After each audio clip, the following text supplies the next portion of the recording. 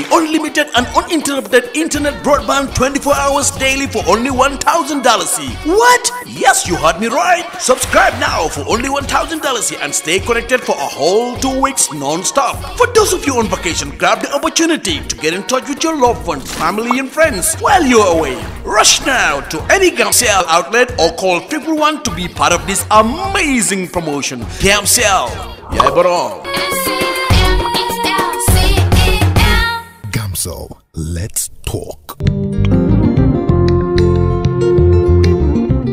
Stewart & Co. Solicitors, a legal excellence firm in London that can help you with all aspects of your legal work. If you are looking at immigrating to the United Kingdom, Stewart & Co. can help you to set up business, buy houses in the UK, and will deal with all your legal works from start to finish. For all your general immigration work, we can help you with that as well. If you apply for any form of visa, whether student visas, settlement visas, marriage visas, or a child wanting to come to the United Kingdom to settle with the family, we can help you to achieve your goals. Stewart & Co. Solicitors, a legal excellence firm specializing in conveyancing, immigration, litigation, family law, personal injury, licensing, no win, no fee. Contact us today at www.sk-solicitors.com. In today's world, everything imaginable is on the internet, which is amazing. And to find anything, it is easy. But that's not the case for Lami. His standard internet connection is frustratingly slow, unable to focus on important things in life. He can't stream a video or search anything. He is fed up with messages like address is not found, timeout connection, and Internet Explorer cannot find web page. That's when his friend Fatima introduces him to Gamtel. At Gamtel, we provide viable, cost-effective, and sustainable internet solutions to businesses and homes. With our nationwide fiber broadband connectivity through EcoOne Gambia project, you can now say goodbye to slow internet. We provide quality services, blazing speed, and amazing customer services. All these at affordable price. Be like Lami and start using Gamtel broadband internet today. Gamtel, creating a brighter future in communication. Tanal man number yung may tanal mabapi. Kani wala mala jox ci xibaar doy la. Jaral man number rek gowma la. Sëñ bi na nga def. Ki de dama ko jox xibaar gi ma dégg ci yeen. Waaw la toggé. Wax naa ko ne alxames bu nekk ak dimanche bu nekk dañ tànn juróomi number ci jackpot bi ko gagné juróomi number tegal nañ la xone dan plus 1000. Manam téeméeri junne ak lu tek. Waaw. Waaye juróomi number dafa wara mengo. Su fekkee ne amoo juróomi number yu mengo am nga ñeenti number yu mengo yow dinañ la jox bonus fo du noonu la bonus fo waaw des na de altine bu jot talaata àllarba ak àjjuma ñu ju génne waat beneen jackpot ne ku gi am ñeenti number yu lëkkaloo ñu tegal la $50,000 maanaam juróom fukki junni waaye nag gis nga boo amee ñetta yu mengo ñu jox la tam bonus 3 waaye nag xàmmee ko gis nga Gambia gémi bari nañ de waaye gis nga bii green la xàmmee ko waaw xàmmee ko bu baax a baax feneen foo taxaw bu fii di nga pet lu ma la wax yëpp dëgg la waaye xam nga lu ma lay xamal ma wax nga naan waaw dëgg la kay yow mi sa kanam guddi gi xam nga ne góoma la da ngeen may kompaloo man ngeen di kompaloo nañ dem ci office xanaa nërmelu nga ma ne nee naa nga lañ laa wax nee naa la ku ko mën la ku koy jéem duñu benn ak loto game ak ay bonus sama xéwalam yu bari fii rek la du feneen asalaamaaleykum mbokk yi man nuyuwaat leen fii ci Kër Fatou comme niñ ko dee defee rek alxamis bu jot ñu ñëw fii waxtaan ak yéen tey nag fii si suma kër gi nag am mbégte lool dalal fi comme ni ma ko dee defee rek meyo yi ñi nga xam ne ñooy jël bugg a nekk meyo ci réew mi tey nag waa Banjul lay dalal de mooy suñ capital city wax naa leen Kër Fatou dina dalal candidates yi yëpp képp koo xam ne rek am nga aspiration pour nekk meyo dinañ leen jox seen plateforme xanaa rek ne yow bugguloo ñëw tey nag waa Banjul laa wax first group dinaa fi am Ibou Faye dinaa fi am Lizzy dinaa fi am nag tam Pa Ndiaye Socé ñii yëpp candidat la ñu xam ne dañ bugg a taxaw pour jël suñ capital cité kon ne dama ne gars yi tey dina neex de dina neex waaye nag balaa ñoo dem rek comme ni ma ko waxee rek ma gërëm bu baax a baax style by tea ñoo jaar si sanse bi saa yu nekk rek ñoom ñooy def ak man gërëm nag ay satu si kawar gi ak make-up bi kon gars yi nañ leen dem Tey nag I have the great pleasure of inviting aspiring candidates from Banjul. Of course, that's the BCC, to talk to them about their plans and what action or plans they have for the region. We have the honor of having Lizzie. She's from Banjul. Welcome to KERR FATOU. Thank you. Of course, Mr. Ibufai is also another candidate who's aspiring for the top job in BCC. Mr. Fai, welcome to KERR FATOU. Thank you, Fai. Of course, Mr. Njai is also a candidate from GDC. Mr. Njai, welcome to KERR FATOU. FATOU, thank you. Daddy, tonight we are going to talk to candidates from Banjul, what their plans are, and of course, why the people of Banjul should vote for them. Thank you so much, Fatou, and welcome to KERR FATOU. This is an important milestone in the history of Banjul. As you all are aware, the Banjul that we inherited from our forefathers is different from the Banjul we're living in today. The city of Banjul has gone to a state whereby it's not even fit for human habitation. Let's call a spade a spade. And the reason that happened is because we lack people with integrity, vision, and competence. And going forward, Banjul cannot afford that any longer. But it's not only up to the political class, but it's up to the citizens of Banjul. Why? We should not vote for people because we know them. We should not vote for people because we're affiliated. And we should not vote for people because people ask us to. You're here today so that we can know what you can do for the people of Banjul, different from what obtains. Mr. Fai is here today to give us a value proposition. So basically, this is a platform, a marketing platform, and I hope you guys can give us tangible solutions that can take Banjul from what it is to where it ought to be. So welcome, and welcome to the platform. Oli. I'll just echo similar sentiments and say welcome to KERR FATOU. This is a platform where you can tell people who are watching right now what you have planned for Banjul, what inspired you to be a candidate for Banjul, for that top job in Banjul, because as Daddy has said, Banjul, the capital city, has come to the point where people are even ashamed to say this is our capital, or to say I live in Banjul. So we need people from Banjul to come out and say, you know what, Lolu Pasena, we need to make a change, we need to make a difference. So I think for you people to come out here and be aspiring candidates, I mean, we're welcoming you to KERR FATOU, and we believe that you will sell your agenda and your ideas, and people watching would buy and then choose the best and the right candidate. Thank you very much. Once again, welcome to KERR FATOU. Ibufai, you are an aspiring candidate. First and foremost, who is Ibufai? What is your record? Well, I was born in Banjul, 8 Spalding Street. I lived in the entire Banjul, South, Central, and North. I was schooled in Banjul, Wesley, from Wesley to Crab Island, and St. Augustine's. Then I went to Norway, studied there, went to England, studied there, and came back in 1999. Worked for the Office of the Ombudsman as a communication officer to Director of Investigation and Anti-Corruption. From there, I moved to the National Library Service as the Director of Information Services. And now I'm the General Manager of the Independent Stadium and Friendship Hotel. I'm a football man. People knows me in football. Football is my public face. I've never worked in football. I volunteered and spent my resources in football. So when people talk about Ibu, they see football. But I'm more than that. You're more than that. Well, welcome, Ibu. Mr. Njai, who is Mr. Njai? I am Pa Musa Njai, commonly known as Panjai Shoti. Panjai Shoti. Sorry. I was born and raised in Banjul, school in Malfa, then later to St. Mary's School, 1 year in Crab Island School, then I went to Armitage High School. From there, after completing my Armitage High School, I went to work at post office for some time, then went to Europe, in Sweden for some time, and then come back. And after that, I went back to Norway, studied in Norway, come back to Gambia. There, you know, I picked up various jobs. I was once a restaurant owner called Champions. I managed a restaurant for some time. And now I am working at Pakala We created Pakala, myself and Dr. Gay. I work at Pakala.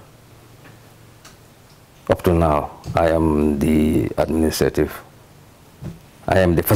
at Pakala clinic, you know, so I encounter those kind of people and I help, you know. I am a sportsman, you know, I do all kind of sports, especially football. Well, I interact with people in Banjul. I live in Banjul for 51 consecutive years. Wow. So I know Banjul very well, and I am not ashamed to live in Banjul because I stayed in Banjul still now. Wow. So Banjul is my place, and this is my third time of coming to Bruce Bay. I don't know anything in Combo. Yeah, I remember. Yeah. So I am born and raised and still live in Banjul. So I am a Banjulian. You're a Banjulian. Yeah. Thank you very much, Mr. Njai. Lizzie. Yes, thank you. Who is Lizzie?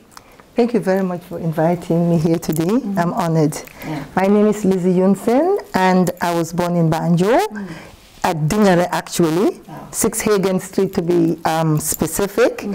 My parents are Master Yunsen and Mrs. Yunsen, who was the headmistress of St. Joseph's. I attended St. Joseph's primary school, prep school. I did my high school here. Then I proceeded to the UK, where I did my A-levels. From there, I went to the States and graduated in public administration and legal support sciences. From there, I proceeded into my work career, in which case I worked with banks. I've been in the banking sector for like close to 35 years. I've managed and I've executed. Actually, I've done everything there is to do in banking, from retail bank to commercial banking. I've worked in different territories, and I've been a best practice champion for the bank that I worked for. A best practice champion is someone that goes from territory to territory, learning the best ways of doing something, and bringing it back, transporting it back to the city where you're from and other territories. I've also of late been an operational risk specialist, and what I do as an operational risk specialist is looking at the process, identifying the possible failure points and putting in mitigants to circumvent possible failures. And having that experience helps me puts me in good stance rather to sit as mayor of the city of Banjul. Wow. Buddy, what an interesting resume from the aspiring candidates. Well, I think that's good, but resumes are great. The most important thing Banjul wants is character, integrity, and vision. Because resumes can take Banjul so far, but the steadfastness of a candidate will take Banjul even further. Right now, Banjul is looking for someone who can think out of the box and give Banjul a new lease on life. Banjul is dead and need to be resurrected. So Banjul is not looking for the next mayor. Banjul is looking for a transformational candidate. But before I get into that, I have a question or two. Mr. Faye, are you still a public servant, meaning a civil servant? Yes. Okay. What does the laws of the Gambia says as it relates to politics and public service? Are you allowed legally to be in a political contest while still being a civil servant? Yes. According to the election law and also the general orders, I'll have to take a leave when it's time for campaigning so that I'll be able to do my campaigning, and after that, if I'm elected, I'll have to resign from my post. If I'm not elected, I will continue my job. That's what the general order says? That's what the general order says. Okay. Now, basically, the reason why I'm asking this, I know for a fact that it's been good practice in old days for civil servants to stay away from politics. And the reason being is civil servants are supposed to be technical supporters of the political class. So having a public servant playing politics marries these two, and these two should never be married. That was the reason why I asked. Mr. Njai, going forward, I also want to ask one thing. You want to be the #1 in the city of Banjul, right? What is your value proposition? What do you have to offer Banjul? A lot. I want to offer Banjul a lot. I have my 9 points that I want to share with Banjulians. Education, health, sanitation, transportation, reforming Banjul, you know, its streets and the like. Because Banjul, as I said to you people, you know, I've been living in Banjul for 51 years. You can't say Banjul is dead somehow, but partly too is not dead. Because what happened is this. There are two problems we have in Banjul. Those that created this problem mainly caused by Port Authority. This exploitation trade. It is caused by Port Authority, you know. Had it been that this was done, CIF Kawur, then things could have been less problem in Banjul, because all the goods that we import here, they go to places like Guinea-Conakry, Guinea-Bissau, and Senegal. So had it been that it was done, CIF Kawur, rather than CIF Banjul, what I mean CIF Kawur is cost insurance freight to Kawur direct, then we will decentralize things. Then there will be no congestion in Banjul. Right now, if you go to Banjul, as an experienced man, sometimes, as I said, I am a facilitator at Pakala Clinic. Sometimes I use the ambulance for emergency. In Banjul, there was a national route, but now the national route is blocked by these trucks. And these trucks, they come there to collect their goods. Had it been that the goods were the goods that they were supposed to collect are in Kawur, then this thing will not have happened. So what I'm saying is this: if we can, my first project, you know, my first priority as a mayor in Banjul, what I will do is to excavate the gutters. There are 3 main gutters in Banjul. South you have Cotton Street and Hill Street. Central you have Grand Street and Combo Street. North you have the one at Rankin. If those gutters are excavated to prevent flood or anything of that sort, you know, it will help the small gutters to go faster, and then later we dig the pond, just like Mama Kande did for Banjulians.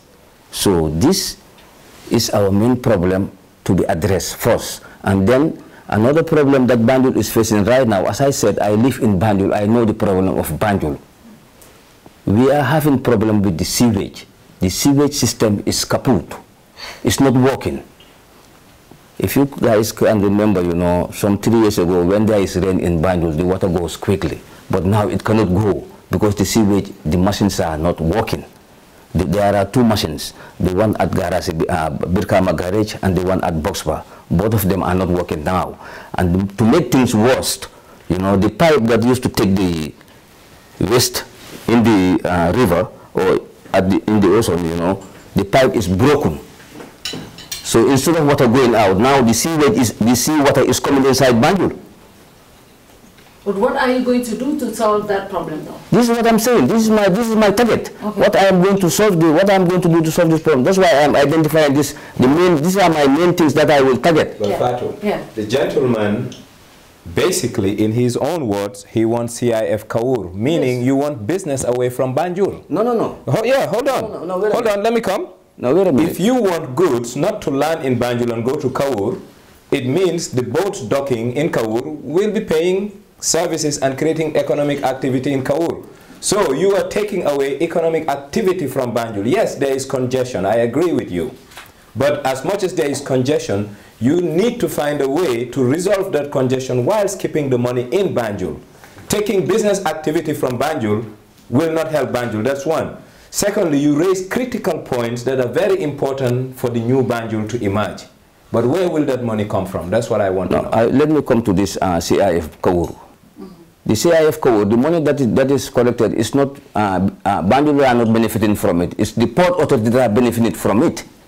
Right now, yes. Not Banjul. Yeah, Banjul should be, you should tax Banjul. No, I'm coming. The municipality should be taxing ports for some of the economic activity happening in the municipality. What the municipality is getting from this is far, far less. And what we are getting from the Port Authority is nothing compared to what they are getting, what they are getting from us.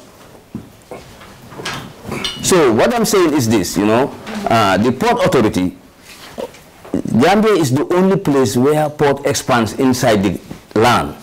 Port Authority, they expand. They go to the sea and expand. But not inside.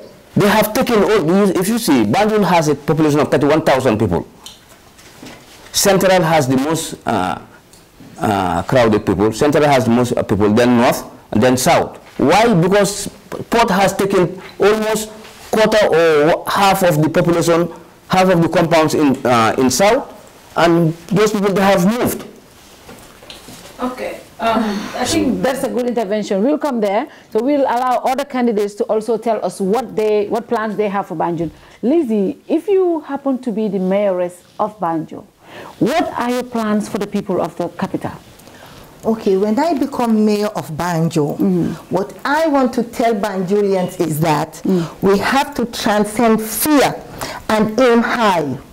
I dare to dream big, think big, and deliver big. Banjul has enormous problems right now, so small temporary fixes are not going to help us.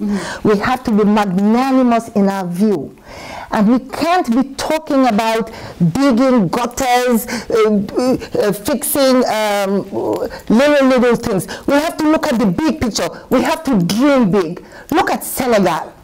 Senegal is going like a bolt. Senegal, they are neighbors. Look at Kigali. 23 years ago, they were in war. They're now one of the most progressive countries in Africa. What is wrong with us, Gambia? What is wrong with us, Banjul? Let us look at ourselves and ask ourselves that question.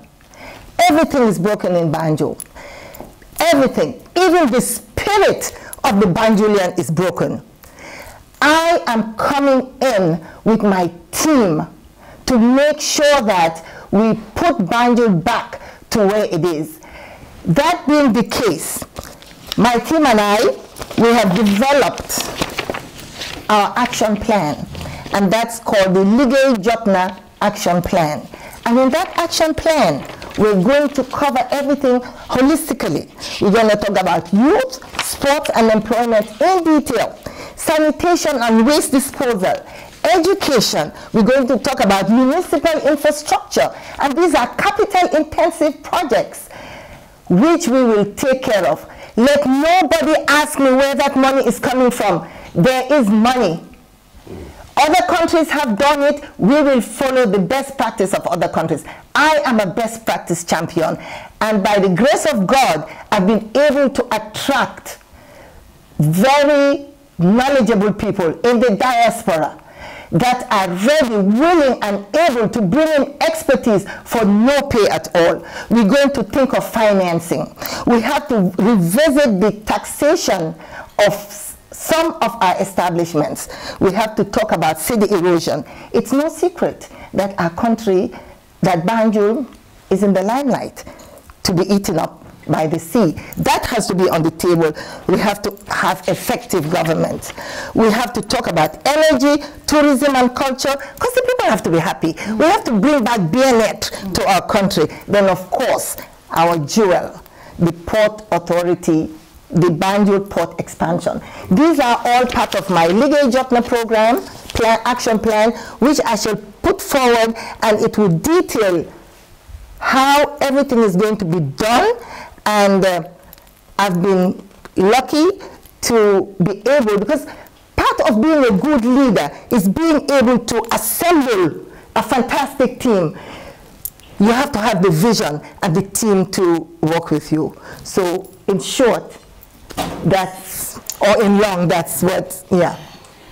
Like specifically, I have told so many candidates, we have these project proposals, we have plans, but specifically in the short term, in the shortest term, when you become the mayor, what are you going to be? What is going to be your first key areas that you will tackle?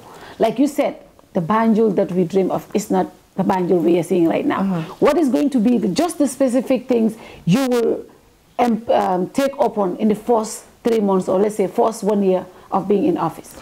Okay, first of all, before you know where you're going to, you have to know where you're coming from.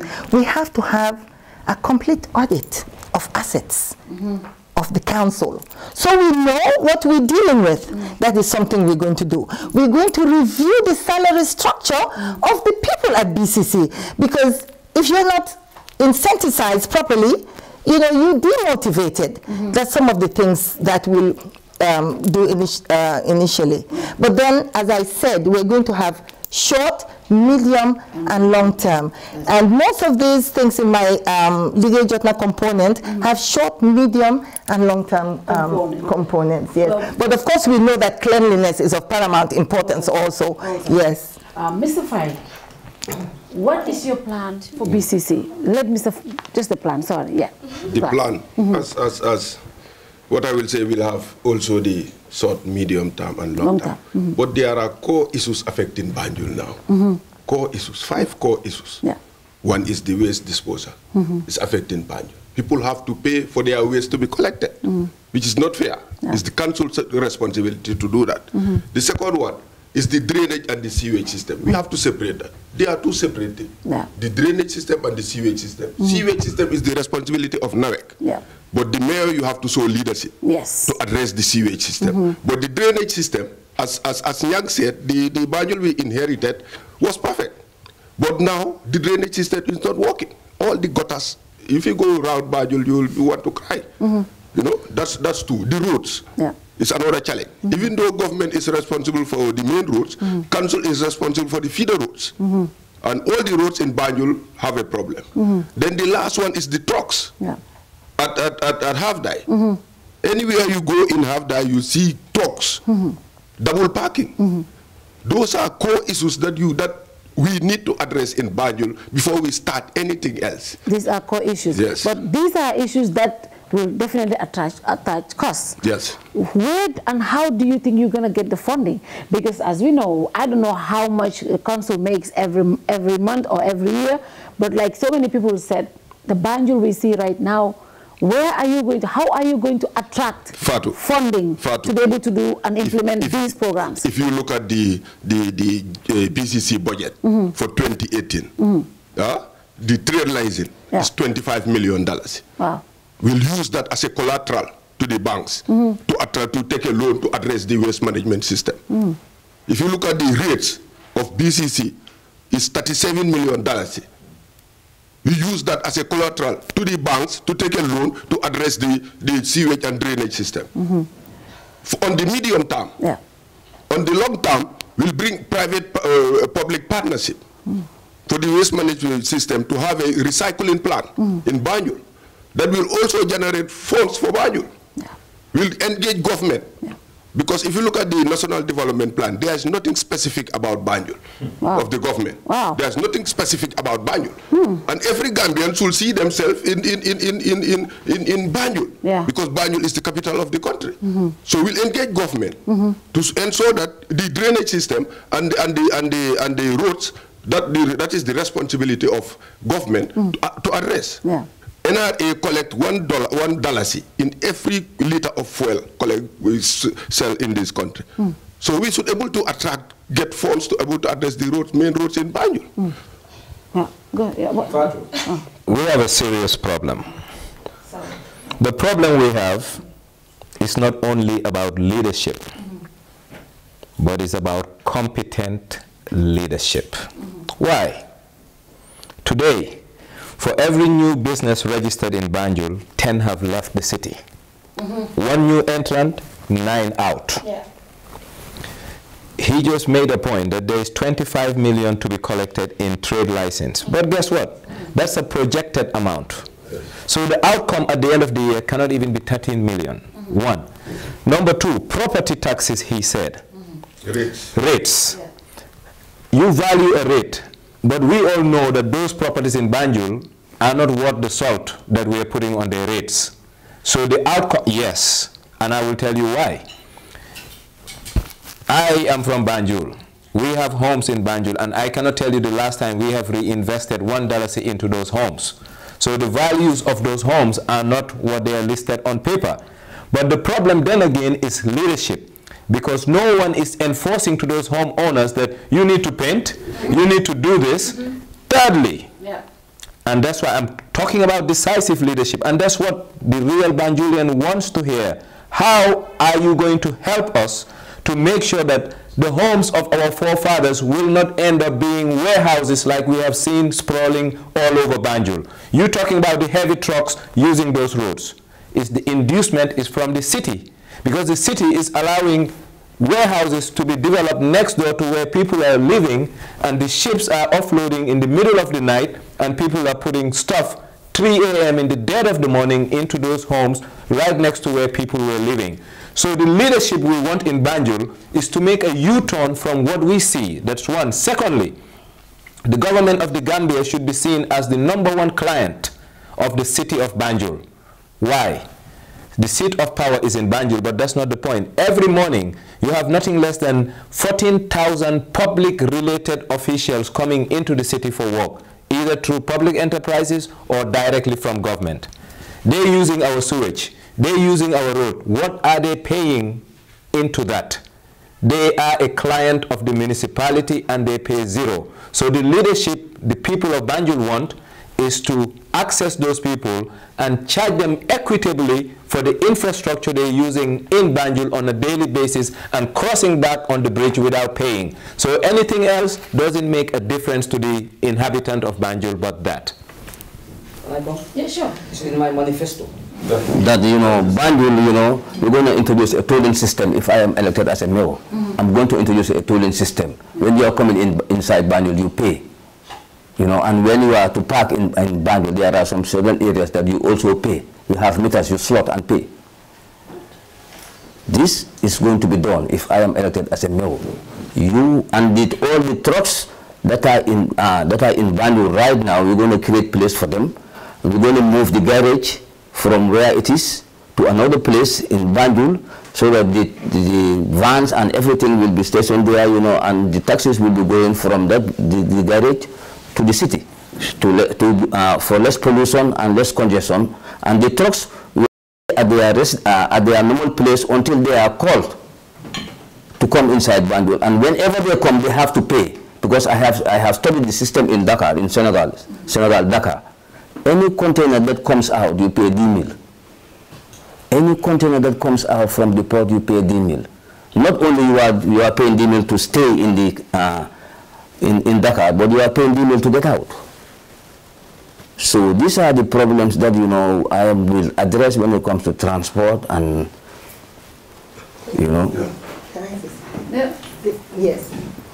Daddy, when we talk about Banjul right now, we're talking about the personality that should take hold of Banjul. Banjul has to have, the next mayor of Banjul has to be a very courageous person, has to be somebody with wherewithals. That is why I, Lizzie Johnson, I chose to run as an independent candidate, because I don't want to sit at BCC and be encumbered by so many different false offers. For example, sitting in and having to hire like 20 deadlogs, from my political party or what have you. The next mayor of Banjul should be somebody that can effect and enforce. For example, we're having a lot of congestion and misplacement of houses and institutions. Why? Because we don't have effective zoning laws. When I get into BCC, by the grace of God, we would have an effective zoning law put in place, so you do not have a nightclub next to a mosque, etc., etc. And please, Banjulians, I'm reminding you, everything in and around Banjul is financially inclined. The next mayor of Banjul has to be someone with the relevant experiences. We need someone with business acumen, someone that can make decisions and be able to work with a good team. The mayor of Banjul should be able to represent Banjul at any given time and not be getting hints from someone or another or have something written for them. They have to be spontaneous with all the relevant experiences. Like they say in Olof, am na xam-xam bi, am na man-man bi, am na pas-pas bi, by the grace of God. Am na integrity bi. and I dare to dream big. Man, I hate it when people talk about little things. We're going to fix this. We talk about Sunday in Bangalore. We talk about pump and border. For goodness sake, let us stop these little stop-gap, tie-up things. Let us look at the big picture. Let us be magnanimous. Let us start plans. Banjul did not get into this stage within the past 5-10 years. No, Banjul has been spoilt for the past God knows how many years, and it's going to take that longer time to fix Banjul. So what we need to do is my Ligay Jotna plan, action plan, points out what we're going to do from 1 to 5 years, from 6 to 10 years, 11 to 15 years. So whoever comes in knows that this is what we started and this is what's going to happen, whoever sits there or not. Let us stop doing stopgap measures. With Lizzie, it is possible. And you know what? Talking about money business, I am a banker. I know where the money is. I have the contacts. I have the connections. I have the partnerships. And you know what? There's a lot of money out there. What Banjul lacks is somebody that knows how to legend this money. You need to know how to legend this money. You need to be able to talk their talk, walk their walk, and bring it in here. Since Nelson Mandela, no other country in Africa has had such goodwill being extended to them as that what Gambia is currently enjoying. So let us seize the moment. Let us take advantage of it. Let us put the right people in the right places. You know, I am sorry, but you know, in the old days, anyone could have been mayor of Banjul, really. They're all good people. Why you know what you can carry at when you can't carry. Man, if you give me more than 10 cups of rice to cook, because I'm used to cooking 4 to 6 cups of rice. So put the right people in the right places. Man, I'm not thinking small. I'm thinking big for Banjul, and it can be done. Man, can you imagine if I'm mayor of Banjul? I have all these diasporans that are so engaged with me behind me. I go to the mayor of New York and present them one of these my plans on the Ligay Jotna.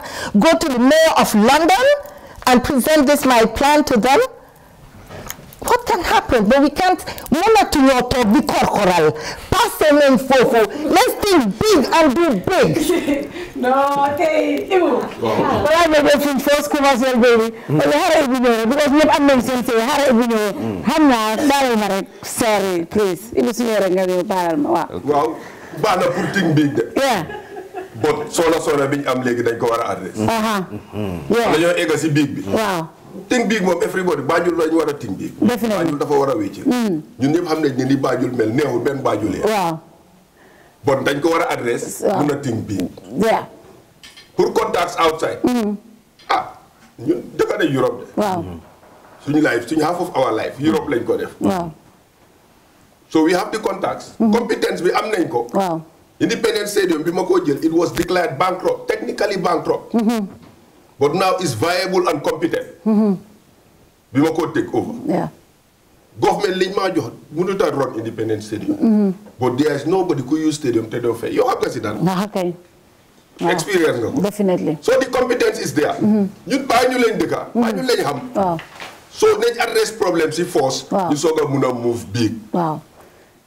I believe I have the competence, I have the ability, I have the contacts, I have everything that is needed to be the mayor of Banjul. Man mako bañ rek bañoon bu yaga. Wa ilo fu ma waxee ni rek ñu ngi gis candidates yaa ngi bari.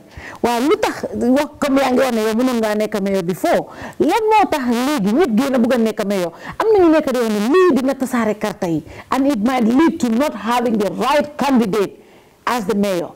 Loolu am na solo dëgg démocratie la waaye nag politique bi ñu xam politique dëgg lu tax ñëpp daw si léegi bëgg a nekk mayor te démb xanaa nag dëgg xaalis bi moo bari BCC ndax lan. Déedéet waaye doo gisee bu na bu yàgga ba. Waaw. Situation bi ni meloon. Waaw. Kenn bëggut a jël kenn bëggut a génn. waaye léegi ñun ñi ñëw nii ñëpp. dañoo indi issue si Banjul yi on the table. So waa Banjul leen yi dinañ mun a taana.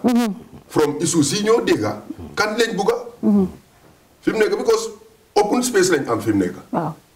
Just like the media niñ amee open space. Everybody now can aspire to be a mayor. nga indi sa issues on the table li musuta am. waaye fi mu nekk ñun ñetta ñi ñu ngi toog di discuss lan lañ bëgg a def duñ bëggee waree nekk mayor. waa Banjul li duñ ko déggee dinañ mën a ne waaw man kële ma gënal du tasaare vote si de. dafa indi di competent guy mu win because waa Banjul li kooku la ñoo foog ne vision am moo mun a address the issues of Banjul. waaw man lu ma gis mooy ñu bari ñoom ñi toog yëpp dégg naa li ñoo wax plan si ñu am. wante tam bëgg naa xam seen plan si déggaguma si sax na ndaw ñi nuñ leen ci boolee. plan si te ndaw ñi dañ am a very important role bi ñoo play because ndaw ñi ñooy leaders yi ëllëg. ba pare tam seen plan si ñoo wax naka la ñoo implémenter plans yooyu. am plan on a paper. am plan si sa xel. am plan si waxa nit ñi. taxul ne di nga ko liggéey. soo affaire si du fi bind naa ko. xam naa ko rek. waaye naka la at ndax mun naa ko. loolu laa bëgg a xam ñoom ñi toog. seen plan si naka la ñoo mekkee sone gis nañ ne. li ñoo wax ne lii la Banjul soxla. dinañ ko am lii la Banjul soxla lii la Banjul soxla dafa mel ni. at yëpp loolu lañ daan am rek ku ñoo wax ne nii laa leen a defal lii laa leen di defal.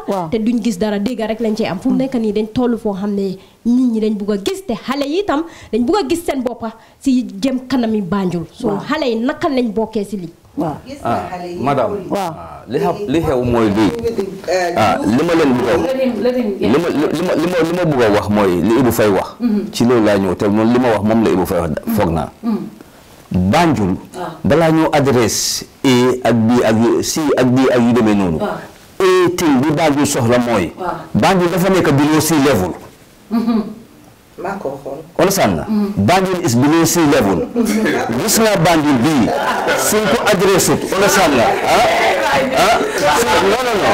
non suñ adressé lii njëkka understand nga te loolu pour adresse ko mooy toppatoo drainage bi understand nga ak sewage bi understand nga est-ce que we tel pax yëpp ñu dem nam meloon a mel ñu adresse tan bi that's the breathing space ñu ooyee ko tan bi locally ak temps machine reactivate ak machine si ñu mun a dox den su ko defee ci la ñoo soog a door mun a door pour toppatoo Banjul ay theatre hall youth creation centers génn yeneen waaye su main problème fi mu nekk nii balaa nga ne naa me fa te tamit saabu du fóot boppam wala san nga man maa lii mun naa lii xam nga Banjul léegi nit ñi dañ ñor de dëkk bi Gambie nit ñi dañ ñor fu fi yaay jaame carte mun koo génnee wala san nga ku ñëw foog ne yow mun ngaa nax waa Banjul especially dangaa nax sa boppa xam nga ñun lan lañ soxla ku dëkk Banjul xam li waa Banjul soxla wala san nga xam li waa Banjul di dunda nga dund ko ak ñoom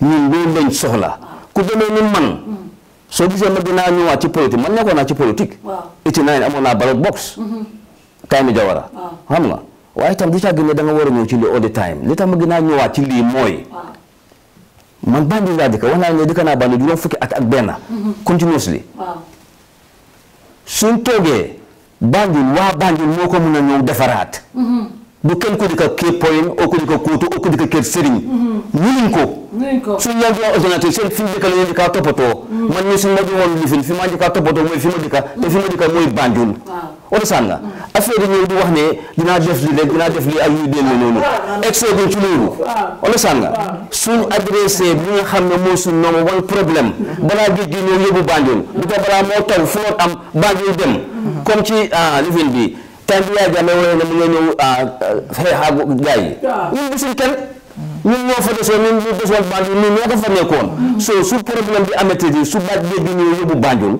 wala sàngam bi te fleur ñëw am balaa ñu ñëw fekk ñun dem nañ so ñun ñu fa dëkka ñun suñ number one problème mooy comme lii du fay wax ak man wala sàngam mooy ne nañ jéem a adresse affaire drainage bi ak sewage bi njëkka suñ toppatoo loolu ba pare soo ko toppatoo affaire yi mbalit mi soo ko toppatoo affaire yi éducation soo ko toppatoo affaire yi health wala saa nga soo ko toppatoo affaire yi économie dëkk bi wala saa nga ak yeneen ak infrastructure yi comme like change municipality bi because municipality bii nii headquarters yi xam nga ne lu bëri si ñoo ñu ko sampal yes du Gambia government du Gambians lu bëri si ñoo ñu ko sampal ñoo kamal ñu ko ñoo teg seen xaalis sampal ñu ko so it's high time léegi ñun ñu sampa city hall boo xam ne soo demee Sénégal fii rek Fatick seen city hall bi gis ngeen ni mel waaw it's high time ñu am city hall boo xam ne dina nekk about 4 or 5 story bi nga xam ne duñ ci mën a am théâtre am paquering nga xam ne dangaa fay dafa indi revenu nga am théâtre hall bu mag am offices yu mun a rent ak ñu demee noonu ba pare tamit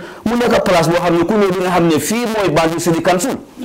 ok buñ jaxasee nag topic so yi la ñoo mun a wax. gis nga city erosion madame may ma tuuti ma wax ba pare dañ la déglu yow dañ ñoo déglu ñun tamit understand nga suñ la dégloo ba pare soo waxee loolu la discussion bu healthy dee demee understand nga xam nañ ne xir na trop am na pour Banjul la yow den waaye loo mun ñun ñoo la gën a mun ñun ñu dëkk Banjul ñun ñi nga xam ne dañ fa am kër maam ba tey mun fa dañ fa am kër yaay ba tey mun fa dañ fa am kër papa ba tey mun fa ñun jaay suñ kër papa yi def ko magasin ñun suñ kër yaa ngi fa ba tey ñu dem ca so yow doo mën a jaay sa kër papa def ko magasin parce que ñoo da maa ñëw ne damaa defar Banjul te yow nga bokk ci kii def Banjul ñun problème bi ñu ut mooy dañ need député néew boo xam ne solution néew candidate la not a problem candidate.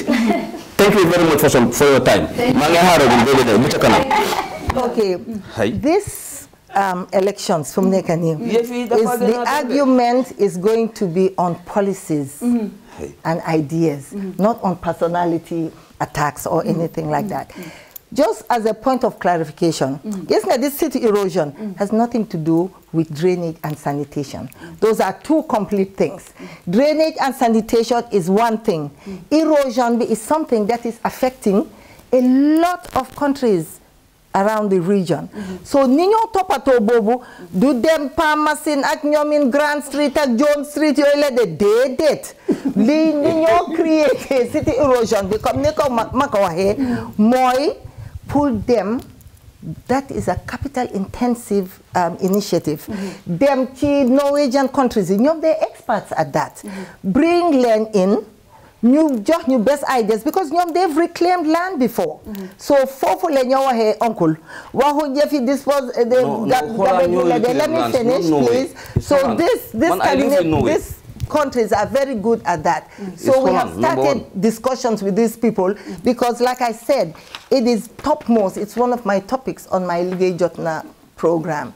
So that is completely different. Then going back to Banjul, gis nga Banjul, lanay Banjul, kan na joge Banjul. Kotu, be Banjul, is about 15-20 minutes. What people fail to realize sometimes is there's Banjul and there's Greater Banjul.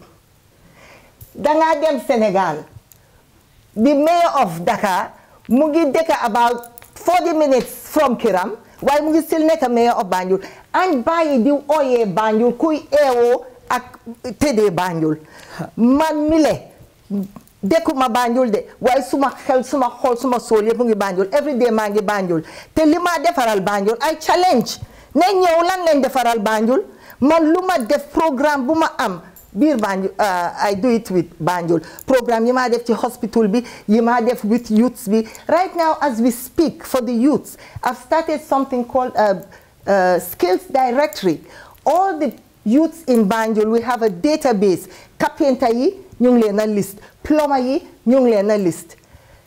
So as time goes on, we would ensure that we target the people that we're training. So any project that comes into Banjul, we already have our skills directory. Any project we know, you have to take your workers from our pool. So that being the case, boys, they'll be gainfully employed, and at the same time, they'll be learning skills. When we talk about certain things, of course, it can be gotten. Youth Yitam, I anticipate a multi-purpose recreational center for them. If one individual can have that here in Kotu, why can the municipality not have that? Talking about money, Lijantela, man, I'm a banker. I know finances. There's something called the windfall tax. We can have a one-time windfall tax, 100 annual tax all the establishments because they have a stake in Banjul also. So sing ame lolo. We can build all these things, and of course we have these bilateral agreements. I've even started talking to some of these companies, these bilaterals, so they're willing. I don't want to call names here. Why all I need when I'm mayor of Banjul is to have the support of the central government, new dolelma, and all these things would come. And of course settle binak hamnenko. Why man lima wa chimbiram settle moy. BCC suma fotoge. Man holu malundaw de man maa ngi xool lu mag so da ngaa gis ne setal bi moom man bëgguma sax ñu encomber BCC ak di jagar trucks di jagar ay mbalit. Let us outsource these things. So outsource, we have very capable people, bid for them. So you bid, you just learn some conditions. After 6 months, we review you. People come and complain because we're going to have a director of complaints also. So let's satisfy you. Within 1 year, if you're not performing, you go. Why you would have come as the bidder, wax ñu yan equipment nga am, naka nga ko defee, or failing that, another very, very simple thing is, why can't we construct places? Until we get to that, we can construct like Banjul, different places in Goh, ñu am fa place boo xam ne nit ñi they come and use it as a receptacle. Put their trash in there, BCC, instead of going from care to care to care to care the pick, they would just come in there and pick it up. Mandal Fatou, I'm sorry. Why for Banjul, so na neng tay nyapa. Lolo ñu indi fi nekk ni BCC as we speak, they don't even have light. Understand? They don't have light. So naka nga make sure ne deka bi amna the city has light. If you at BCC office don't, Mr. Fai is dying to talk. I just want to come on the youth side. Being a light. Yes. Lan lañ am pour youth si. Man li ma am pour youth si mooy one training, employment opportunities, and access for funds. Because if you look at the youth si Banjul, moom door na lu baax lii si door na lu baax. Mu ne mu ngi jéem a am, you know, register. Understand? But we have a youth coordinator in Banjul, employed by the Ministry of Youth and Sports. We have a youth committee in Banjul. That's represent Banjul interest. Man, I will empower those. You look at the number of unemployed youths in Banjul. You muna ham lanay skill gap bi. Si ñooñu ban skill lañ am according to lim start mo. Yan skills lañ am. Then we'll go and talk to some of the big institutions. Man, I will support the port expansion. But not inland. No. But not inland. Thank you. Understand? The port expansion. But we'll talk to ports. You know, negotiation. Even if they are going to give us a quota to employ Banjul youths, we'll able to employ Banjul youths. Because ports have their fair rates. And they have the highest rates. You have others like Gamtel and all these things. All the banks are in Banjul. Then Halebo Hamne, yaa ngi nekk Banjul, am nga opportunity pour ñooñu am vacancy. You should have the opportunity pour ñu employ la. You should be given, you know, at least preference. Pour ñu employ la. Negotiation la du fekkee meet nga the standard. Then the next thing we want to do is to transform Crab Island to a training technical school.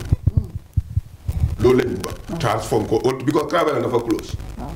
Doxatu. So naka lañ ko transformer mu nekk ay training technical school nga xam ne xale yi dinañ fa mën a dem jànga skills. Engineering unit, all the other skills we talk about. When it comes to sports and yooyu moom is an area that du ma ko wasa parce que foofu laa bokk. So. waaye léegi lii di ngeen wooyee fan la xaalis bi di jógee. revenue bi fan ngeen ko jël li ngeen wax ni yëpp moom macha allah. sustainability mooy bu am solo. naka lañ ko sustainability fu ñoo jëlee xaalis bi. ideas yi they are fantastic. Ablaye Wade fu Ablaye Wade jëlee xaalis. Ablaye Wade came with fantastic big plans. Ne ko teg biir Dakar and they all reach fruition. Macky Sall is doing the same thing. I have said it and I will buttress. Lijan Tibila, you have to know about financing. You have to have business acumen. You have to know where the money is. You need to have the partnerships. You have been a banker before. All that money is available. You just need ko hamne language we no use, hamna we no ko money. Banjul, then ko rebrand. Banjul, then ko remarket, then ko reposition. Halis Banfa, te dinen ko muna am because all the other countries fan len ko ame, len like some boppa. No, we're gonna reposition it for our own good. Li nga wax mooy pour youth employment. Ñun duñ fi digal loo xam ne mun nañ ko. Understand nga pour youth employment. Pour train youth si. Government am na institutions yoo xam ne ñu ngi train youth si ba pare. Understand? Technical schools yang fi duñ jeex duñ How effective is it? Technical school. No, wow.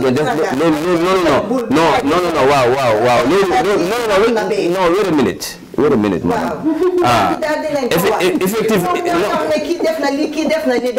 Why? How sustainable is it? Yo, astut ling la musa jox. Mënu lo ko mani. Fi nek nga ne ñu jox la réew. No. Please, ay wax yu nak fi nek ni. Madam, haral tuti ñu waxtaan. Dañoo wax mooy am na ay technical schools yoo xam ne mu ngi fi te government ñoo ko lifin. As a mayor of Banjul, suma waru gar la pour mu or manema schools in Banjul, not only technical schools, even primary schools and nursery schools. BCC dugal ci sen loxo. Def ko mu nekk to standard. Understand nga xale yi war a am computer ñu liggéeyante ñu am computer. Understand nga ñi nga xam ne dañoo jàng ñu jàng not only that ne dañoo jàng def technical dama ne bëgg naa tamit ñu introduce benn affaire. Kii ci wàllu sport daf ci di yëngatu. te duñ ko dee wax. ñu def ay football academy ak basketball academy. soo demee fu demee ni Ivory Coast. dina ba mu fa sampa ay lopitaan. docteur yoo ko fa sampa. ba bankas yoo ko fa sampa. Understand nga soo demee Cameroun di seen sami ay toog fa def demee noonu. suñu jëlee Crab Island. kere maa ngi gis yéen a jàng yoo xam ne dañ ñëw di practice football. xam nga fu ñu di practice ci tan bi suma yaram dafa daw. daf ma naxari.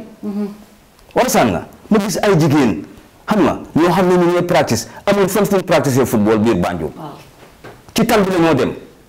waaye Banjul capital amul boo station boo service amul Banjul. amul supermarket mini market lañ am. amul radio station amul dara. ñu ooyee Banjul non ñii dañ si war a jóg suñ demee jël Crabal ñu transform ko understand nga ñu xaaj ko mun nañ koo xaaj sax understand nga daay son bi mu nekk technical waaye son bi ñu def ko mu nekk ñu xaajaat ko into two mu benn bi ñu def ko basketball academy ak football academy Banjul rek amul loolu de soo demee Sukuta yooyu ñu ko am de ak Ilamine yooyu ñu amoon time bi nga xam ne dañoo introduce football bi nii pour ñu def yëpp mu nekk benn bi Banjul di play ak xaw ma fan not bang la xaw ma fan balaa first second half bi jox nañ leen 11 not dañ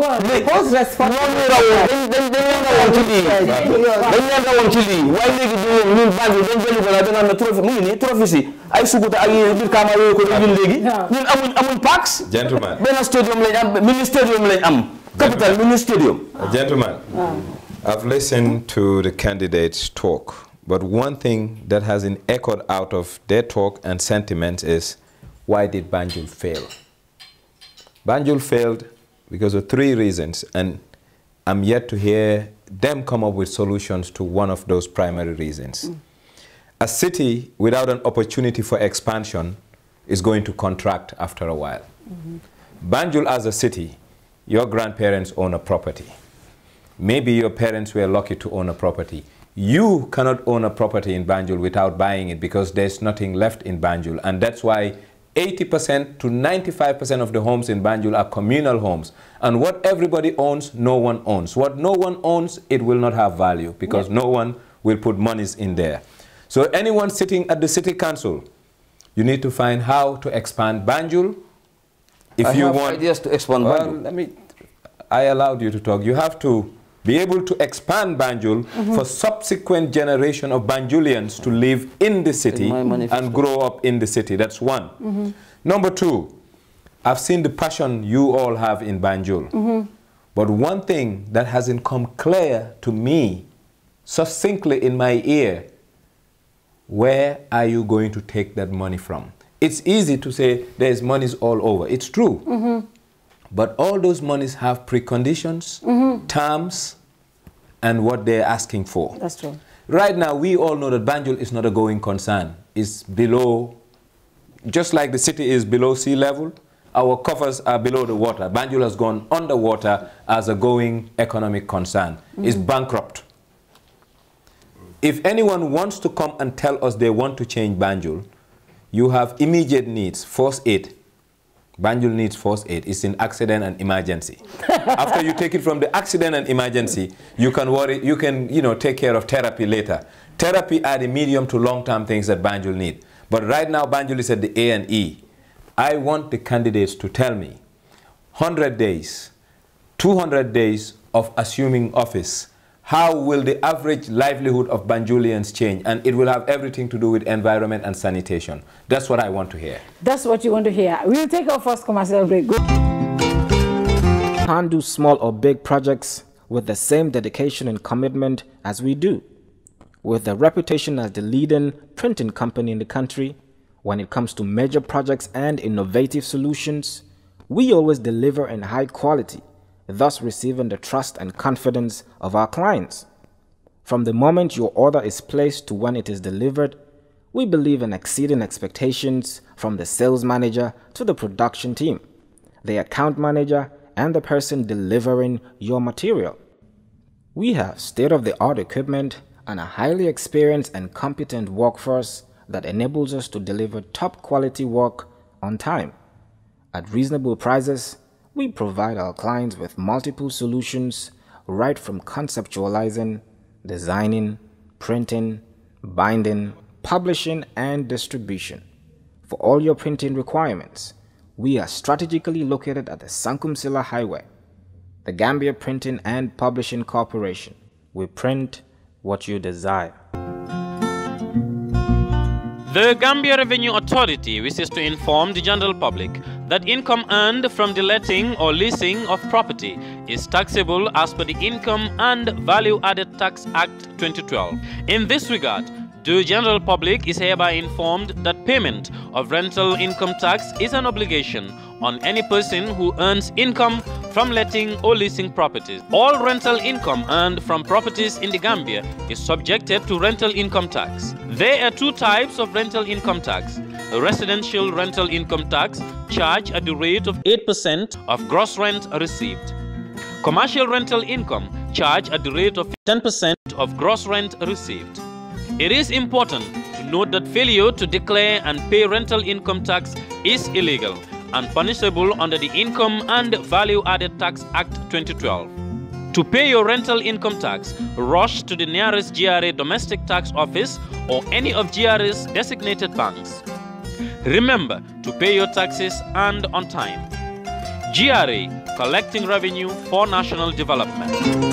And most trusted agency in real estate and property management. We are here to make housing affordable, accessible for every Gambian, despite their financial status. What makes Universal outstanding in the market is our flexible payment plans. We set standards in sales and letting of quality properties, mortgage, leasing, rentals, property valuation, construction, and many more. All our sites are fitted with social amenities such as schools, water, electricity, playing ground, and a good road network.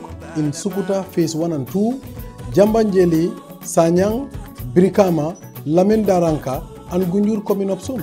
Doing business with Universal Properties, it's a very wonderful experience. Universal Properties, FIB House, Caraba Avenue. Thank you so much and welcome back. First section, definitely first segment was really interesting.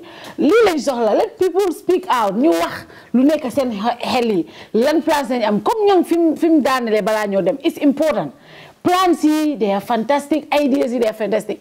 Fan ngeen a jëlee xaalis bi koppar gi nekkut BCC fuñ tollu nii te bu leen ñu wax ne dama koy lijanti si naka xam nga dafa am solo di wax ne rek am naa blueprint yaa ngi fi 100 years ba tey mënta am Yaya Jawara amoon na blueprint Yaya Jammeh am na fi naka la ko dee 2020 vision 2020 Gambia government ñu ngi nii wax nañ ñu ngi am blueprint bu ees buñ teg waaye blueprint yi yëpp soo ko bàyyee xel lan lañ si implement am na solo Banjul dafa war a dellu Sénégal boo fa demee nga gis Dakar dangay kontaan nga bugg a Banjul mel noonu tey plans yi ngeen a wax ni yëpp xaalis bi ak sustainability am na solo Mr. Ndiaye. soo gisee Dakar mel ni mel. àddina si yëpp soo gisee ñu mel ni mel dañoo dem uti bor. loolu la ñoo am Dakar ñoo dañ fi nekk nii ñoom bor bu ñu am te dafa jaxal Sénégalais yi. li bor bu Macky Sall jël. daf leen jaaxal ndax dinañ ko mën a fayam déet. loolu tax Dakar mel ni mel nii. bi Abdoulaye Wade jël Macky Sall daf ko ñëw triple. wala saan nga liggéey comme li kii wax. ne dañoo dem lijjanti. dañoo dem lijjanti ji. moo fi nekk àddina si lijjanti moo fi nekk wala saan nga dangaa dem lijjanti nga dem indi. ñoo toppatoo li nga toppatoo pour waaye tamit kii lijjanti tamit na am même affaire yoo xam ne moom moo ëppagum solo. understand nga ñu def ko fi nga xam ne moo ëppagum solo first ñu fi doon wax moom mu ngi xeeb suñu idea ci affaire yi defar tan bi ak pax yooyu understand nga gis nga 1945 non gis nga 1945 bi nga xam ne flood dafa am bi flood amee 1945 ci la tubaab bi ñëw restructure fii bi ñu ko restructure ci lañ defar goto si ngeen di wax nii ngeen street si understand nga pour su flood amatee dafa dem direct dem MT mu dem ci fi moo MT ji understand nga mu dem Pabagis yóbbu ko understand nga te yii yëpp structure si benn doxatut ñun bu ñu nekkee xaleel maa ngi ko doon wax ak kii pay dañ ci daan dem di si tumbal gaal di gis jën yi understand nga yooyu yëpp léegi amatut understand nga bi ñu nekkee xaleel dañ daan gis tan bi dafa jékki-jékki fees in the next 1 hour Pabagis soog ko mu dem ba pare waaw nga jël loolu nga jël ko maire bi jënd si moto bu mag ganda jënd utility car jël ko refurbish office am di ci tukki loolu du lu réew mi soxla te loolu lañ fi gis madame man ko nandala man ni maa gis nii 1969 la am driver's license 1969 maa ngi dawal moto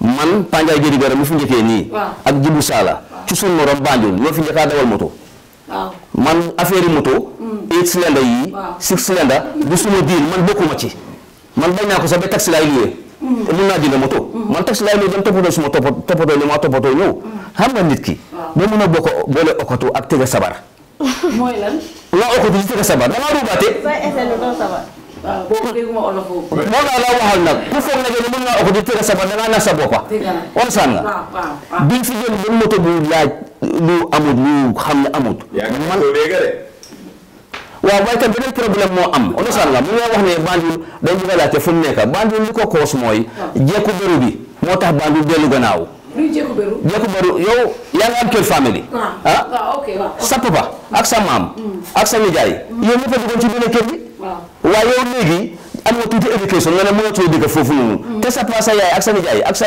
bureau say ñëpp sa papa am ñaari jabar benn fi jabar ñëpp am fa dëkkoon understand nga so su fekkoon ba pare bu fa dëkk dañ daan defar kër yi soo gisee kër yi léegi di rapidate because kenn nekkaatu fa ñu ëppee dañ dem tuxu kombo kenn rek fa des multiply effect la loolu so léegi soo jekku beru système bi understand nga su fekkee ne ñun Banjul liñ si soxla mooy suñ ko defaraat ëllëg si biir gis nga canal bi pont bi nga xam ne moo wër Banjul dañ koo suul dañoo def pipe boo xam ne daf ci yow keneen ku ginnaaw yoon fii mun na see dox ndox bi di dem foofu ñu suul ko sekatan bi def ko kër nit ñi dëkkaat Banjul ñëwaat to life Ibu ci fi xaalis bi funding bi ak sustainability explain naa ça tout wane naa ne lifin bi council bi doo seetee budget bi 2018 trade license we am about 25 million loolu mun nga ko use as a collateral pour am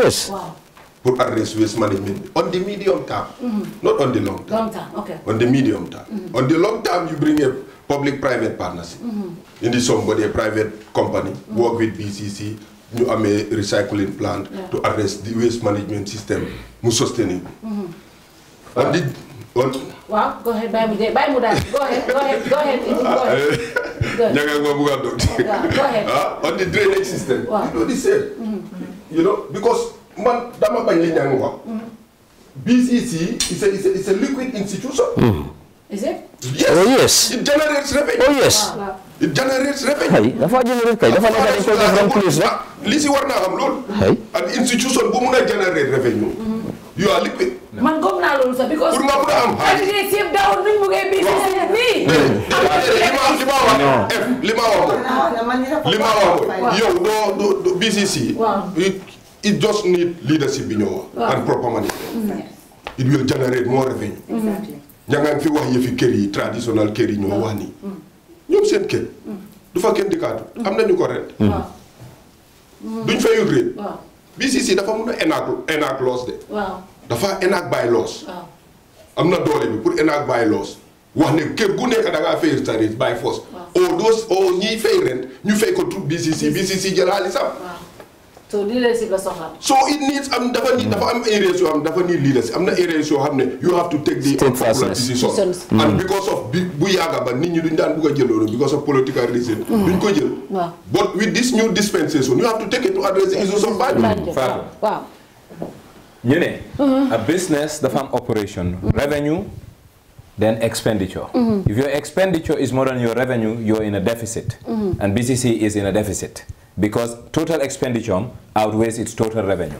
Why you dafa am lo fi wax wa may ma rek dafa am lo fi wax I am a public finance guy dafa am you look at wa may ma rek BCC wa may ma di nga gis ne li nga wax ni wa may ma rek wa may ma rek revenue dafa am lo fi wax dañu wara jël xaalis bi ñu def ko collateral xaalis bi mooy they have 25 million in terms of trade license ñu def ko collateral jëli loan you know what that means the 25 million will be sterile bank bi daf ko téye lebal la nga liggéey loolu possible no let me explain that yeah BCC business yëpp dañoo fay trade license agree all those payments will go to the bank you take for example $20 million from the bank for 4 years bank bi mu du jël 20 million du jël sa 25 million bi dafa jël at least 6 million or 5 million nga dese sa balance dafa des luy sa payment outlay but the point we are saying moo def nii Mr. Ndiaye banque si yëpp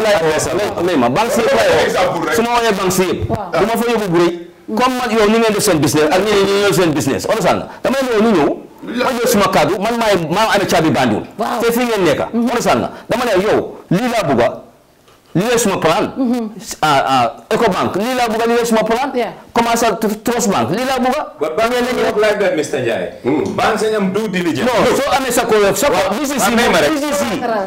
BCC lan mooy sa asset portfolio other than fi nga nekk lan la BCC moom BCC moom Banjul BCC moom Banjul yow boo leen foo nekk I think that license trade license mun na leen a jox I think so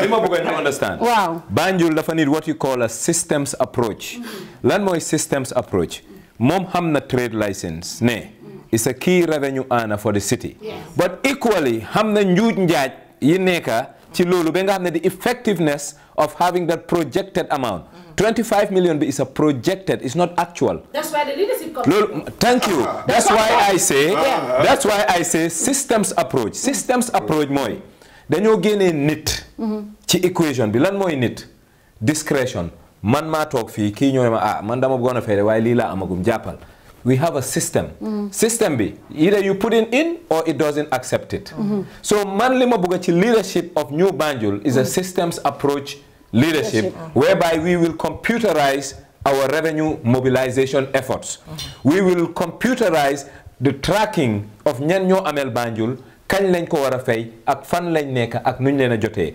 problème bi li ñu wax yëpp dafa rafet waaye ñu ne if wishes were horses all beggars will be riding to town and I'm a pragmatic and dama liggéey ci li ngeen a wax when it comes to budgeting government of the Gambia li sax muy dem central bank di leb yëpp daf dee am budget bu correct ne dinaa mun a collect 200 million from GRA every month at the end of the month mu end up collect 110 fekk mu ngi programme 200 million dafa am pour dem central bank lebi for 90 so to avoid that we need to create systems to make sure that people to people do negotiate machines to people ñooy negotiate so Lizzie you get wax ci financing and sustainability you have a beautiful blueprint yaa ngi wax da ngay lijanti waaye naka lijanti bi ñëpp mën nañu lijanti waaye lijanti bi can you be specific naka nga lijantee because ñi jox nañ kii mu ngi wax naka la moo wokkee ak banques yi pour def collateral mun a am xaalis pour door yow naka nga lijantee in very specific terms ma jox la benn ngum here we need a complete overall of the financial system of BCC fu nekk nii 21% of the income comes from licenses rates 40% comes from it. So the 60-something% comes from these two. Why the like he said, we need to have a computerized system whereby it's effective and trackable. Look at places like Port Authority. They're paying so much money. We don't even know how much they're paying. Most of our assets are undervalued. So we need to revalue them. Social Security, Central Bank of the Gambia, buildings like where Standard Chartered Bank is. So all those things need to be revisited. So we can visit it, we can get a whole lot of money from those people. But you make sure that, for example, when you talk about licenses cost so much. Why you cannot track the flow. When I'm mayor of Banjul, we will make sure when you give a license, it has a license number. But the database has that same license number also. So we'll have people that would be going to check, because by then you would have estimated from this number of businesses, this is the revenue that we're going to be expecting. So that is something that can easily be tracked. We make sure there is no leakage in there. Then also, we have the Arab banks, we have the World Banks. I have friends in all those places. We have top Gambians in all those places. They're ready to help us. We can go and have partnerships with those people. You know, we have the bilaterals. You really have ways of bringing in money. Why, like they say, let us restructure our asset base first. Reevaluate assets and that being the case, we can get a lot of money from there. Then our expenditure is going to the wrong places in a lot of ways also. There's something for the expenditure called emoluments. Lulumo is salaries and entertainments and that. But we'll get 38% of the revenue. So we're using that. Then you have administrative expenses, 38%. So I feel that there's a mismatch. I'm not the expert on this. That's why I say we need a complete rehaul, because what we have is something that's doable also.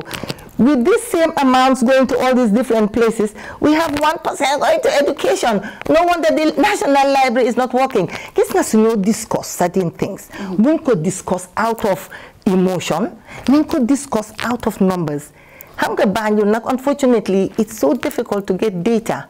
As mayor of Banjul, I'm going to make sure we have a database. Anything about Banjul can get it from there. We have to have a radio station. We can be disseminating information from those people. So first of all, like you said about money, let's revisit what we currently have. Let's reevaluate all our properties. We will get so much more. Let's cut down on leakages in the system. Let's use partnerships. Arab Bank, ADB, all these other places are here that we can use. So that's where the money, and of course, you need to have the technical know-how. You need to be have the wherewithal there. Put the money in the halis. Not everybody can go, because these people, you have to be worth your salt. No, you can manage this money. What was it called? I think it's called Keyman. Loan at the bank. What kind of person you are? Manage what magnitude? You also manage $20,000. $200 million. What is your professional experience that would permit you to be able to negotiate on that level? Then I guess at BCC, one of the first things I will get an economist. This type that know what economics is all about.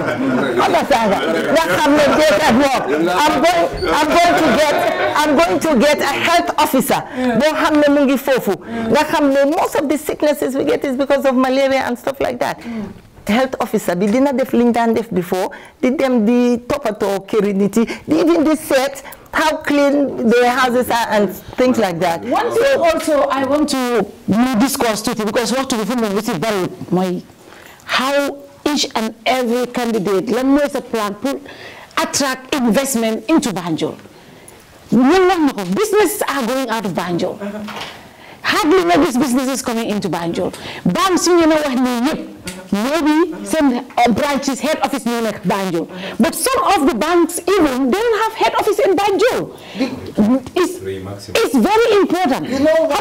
Let me come in. Because the reason why I'm saying this, Yensen revenue be very, you know, trading license and businesses, post and orders, union they pay.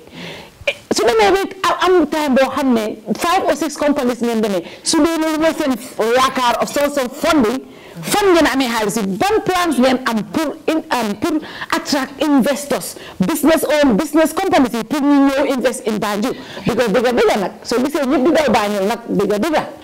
But you know, Mr. Rate Fatou. So you know, new guy did them me. Man, just more gis. Confidence being among Chiban more for a cat. Understand? You have to dilapidate. No, Chile line news in me. Chile line news. This is a man suma naked of Banjo. Structures in a hand mom the guy is only. Do the Najim makes on a definitely look again. Definitely look again in a sense, you know. So the name, I'm not time to have them introduced, but more managers, you know, more near them around, you know, the labor you'd see. You know, Abdigan Halis, understand? Put me deaf business, understand? That's fine. That's fine. Okay. You know, empower it. Maybe Bahna, understand? I'm not saying anything. You must have a jahar of money, you know, time be the time be the deadline is before election. So, after election. After election, now I'm continue. Right? Because no, man,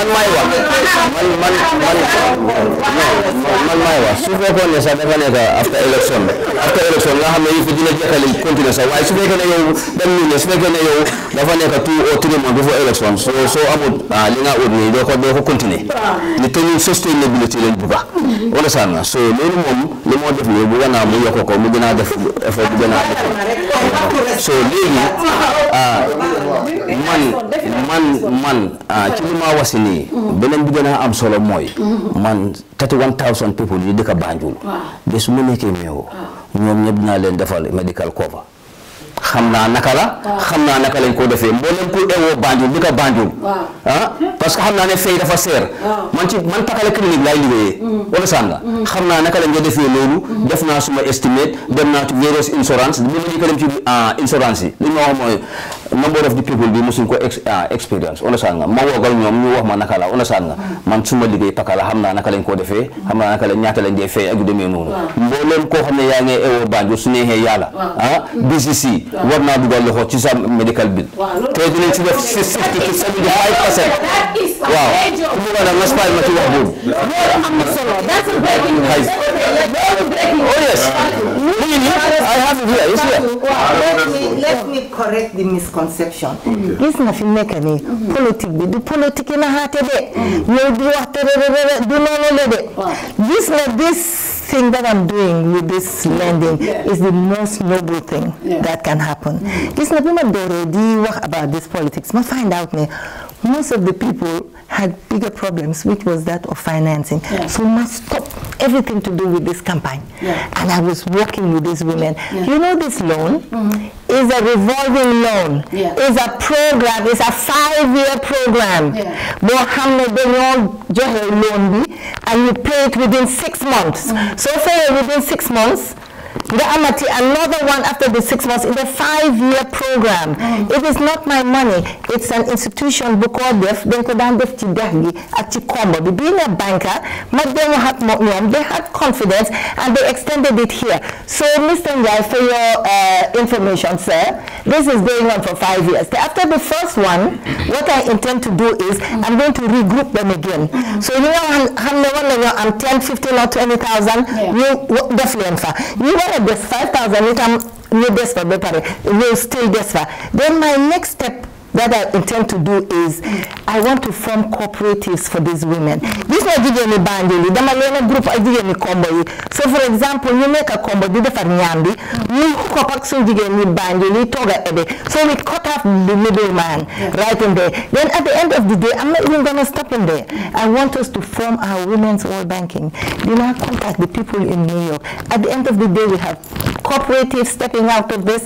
We have even our women's bank stepping out of this. So this is just the first of many things. My home is before election. Just like Mr. Njai, a lot of people have concern over this. I saw it on social media as well. The timing. The timing. You are a candidate. You are going to look for a top job in Banjo. And you are a professional. Did you think that doing it just a couple of weeks, like a month or 2 before the election, is really the right thing to do? This strategy. Some people are seeing it as jënd karta. waaw kay jërëjëf ni nga ko waxee I love that. gis nga wax ba gën a rafet. soo ko buggee ñaawal mu ñaaw. This I started around August, September. Okay. No, August. By September, October, that's when I started this project. By October, we had started disbursing. As we speak right now, the Banjul women, market women, they will be finishing the fourth round from neck and offload. So that's nothing to do with, I'm an operational specialist. I'm a veteran man. I'm into ethic, moral, and value. This has nothing. So the guy is like this, with or without politics. With or without BCC, I tell the people, I have some people from other parties that are part of it. Manole Manjigen Yelai Degaral, Manjigen Yelai support. She knows when I was at Standard Chartered Bank, I had so many projects for the women, revolving projects for the women. So I'm going to make if you want continuously get them on your wife. Wow, I've been listening. No,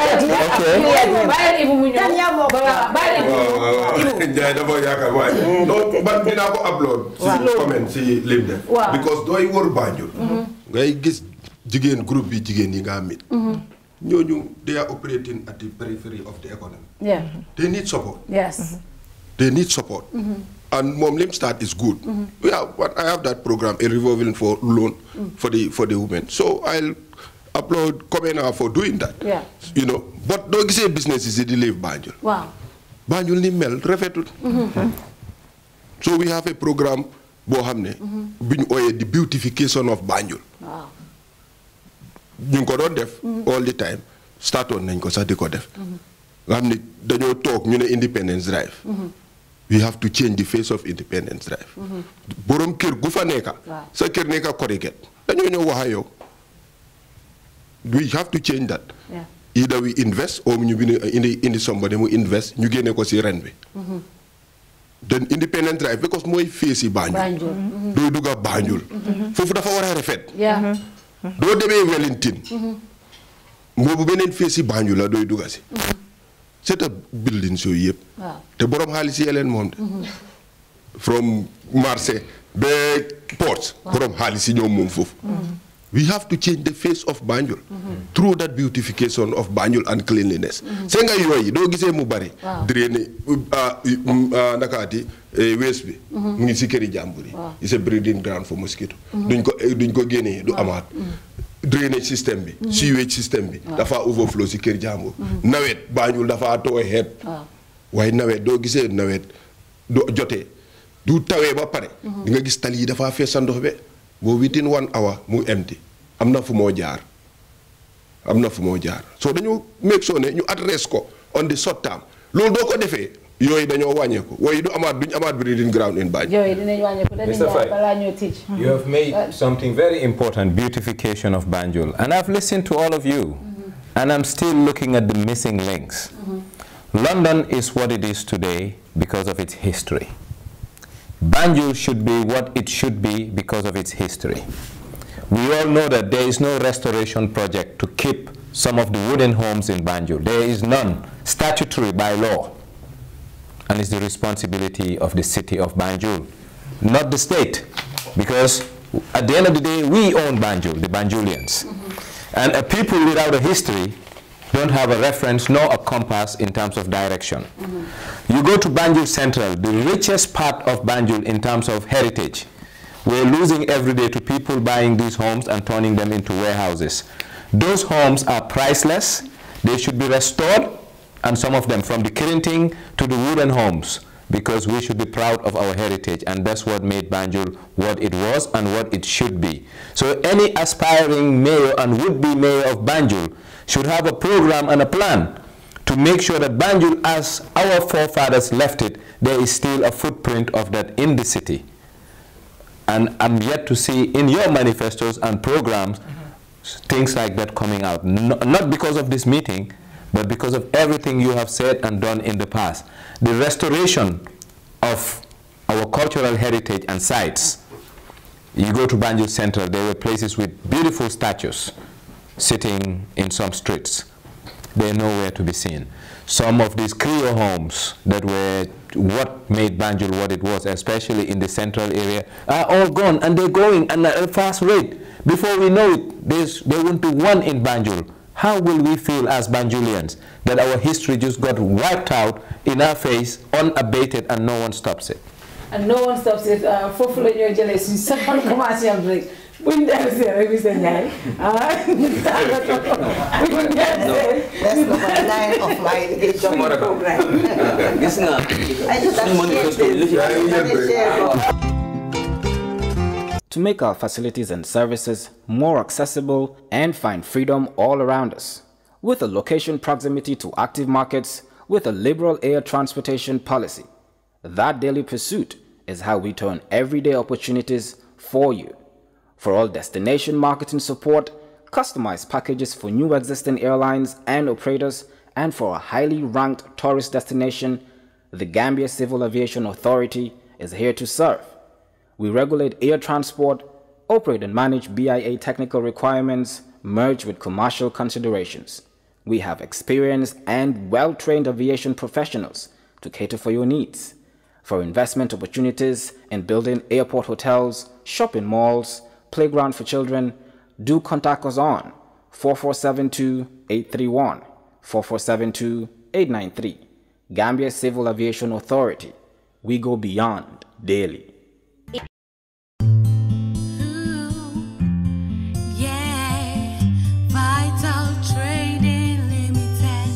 Do you want the best in office supplies? Do you want value for money? Then look no further. Vital Trading Limited is here for you. Vital Trading Limited is the best in town when it comes to office supplies and all your printing needs. We brand, rebrand, design and print logos, flyers, caps, pens, 3D signboards, neon signboards, envelopes, and many more. We also have bank coin counters, bank note counters, fire protect safes, just to name a few. At Vital Trading Limited, satisfaction is guaranteed and we deliver on time. Visit our office today on the Bertel Harding Highway, opposite the GNPC petrol station. Better still, call us on 4498756, 4498962. Visit our website today, www.vitaltradinglimited.com. Want the best in all your office supplies and printing needs? Then come to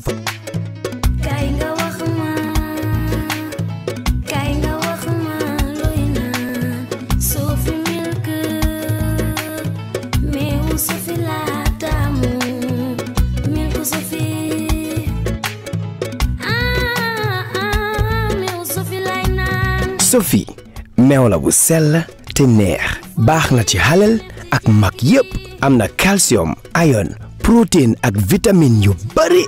Sophie full cream powder milk la, am na 20 gram, 200 gram ak 400 gram. Koko ñam dootu ko bàyyi.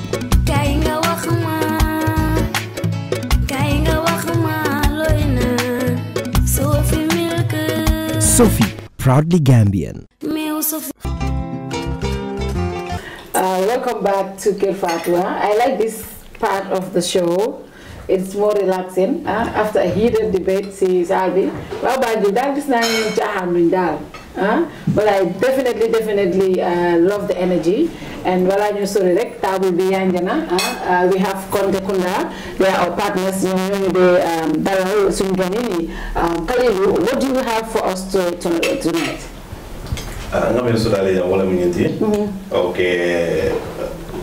Plato kami biji wala mo stable ti indo seafood la moti streams and noodles so more sotale jam and this are also na banana mulve sotale yeah so can isa finge drong ala restaurant to bari ni biji wala bari bi nato do ko atolo moti ni ka KERR FATOU officially supply do morola but ala restaurant the location of to pour bari ni biji do location of the Senegambia highway after ni bodo turntable before after coconut rest the coco awesome you have it on your right side your Nibotman Senegambia Mahola you have your left side before the Bawa so you have the Kunda restaurant.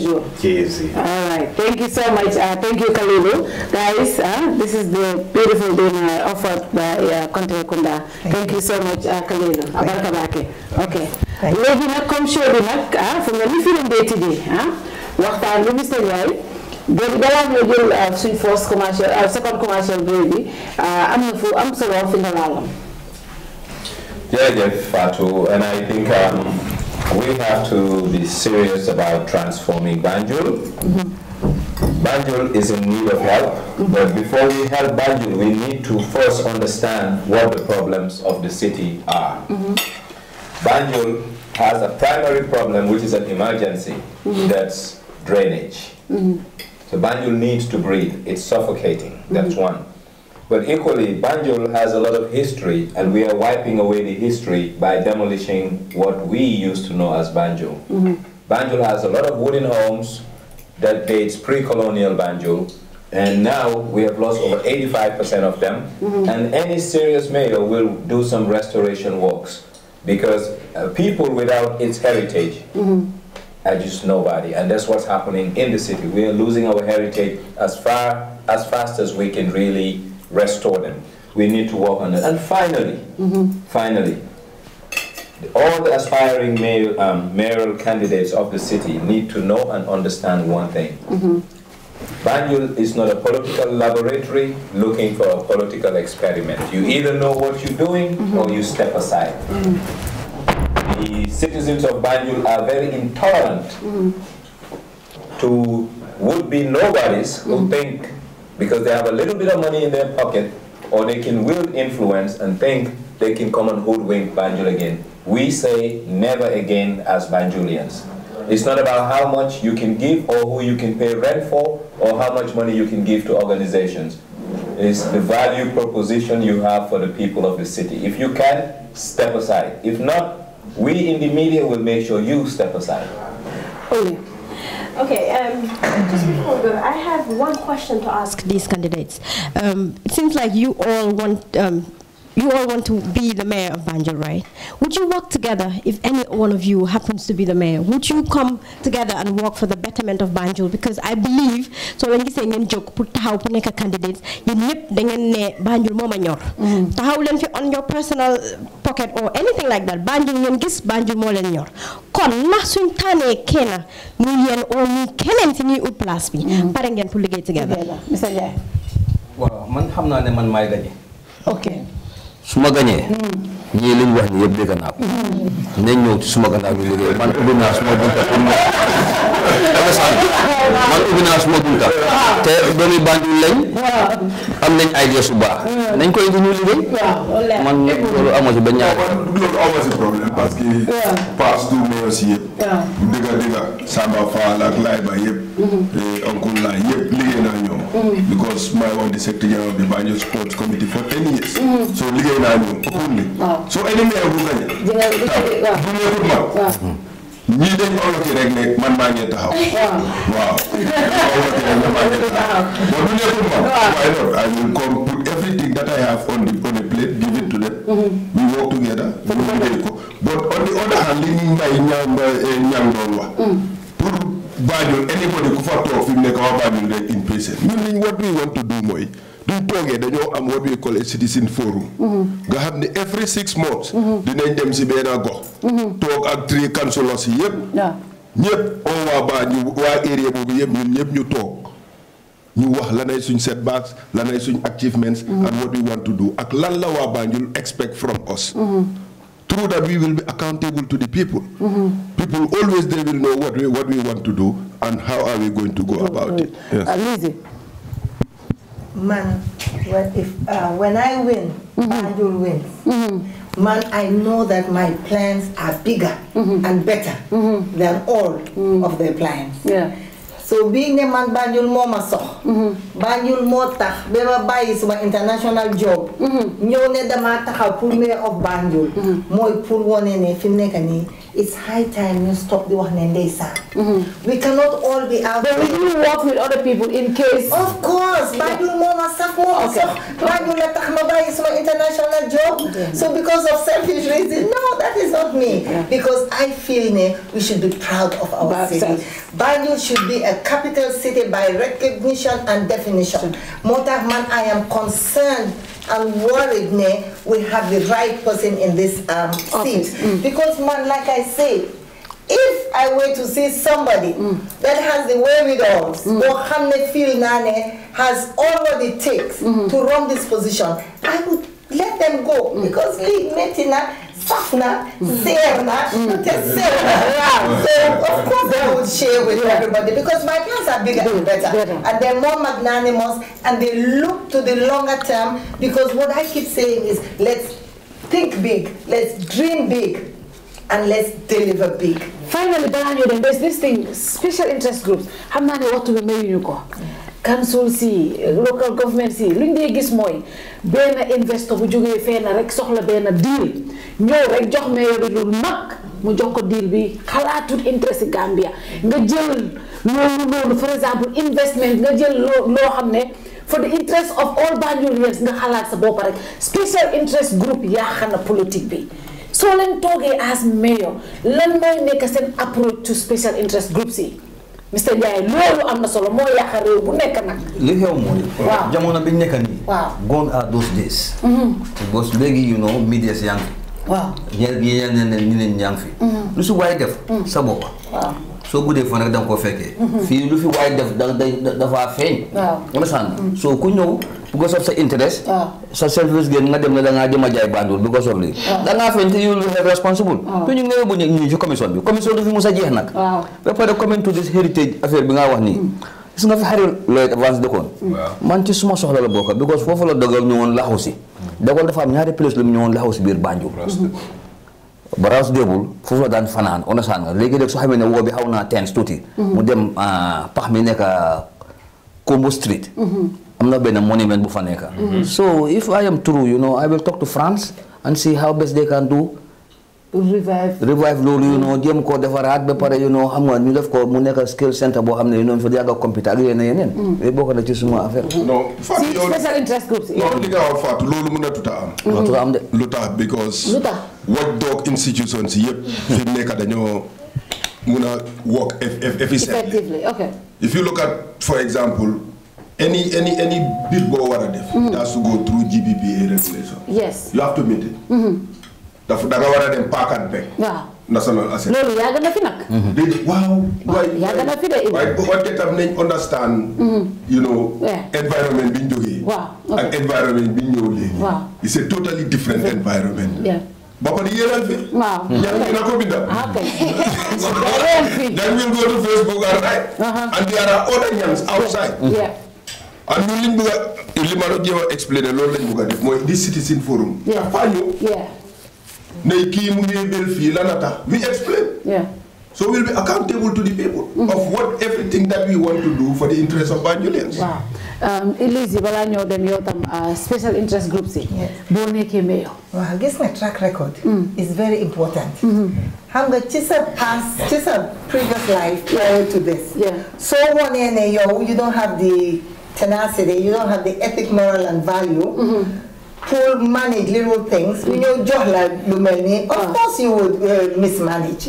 Either because of the record of dishonesty or because of ignorance.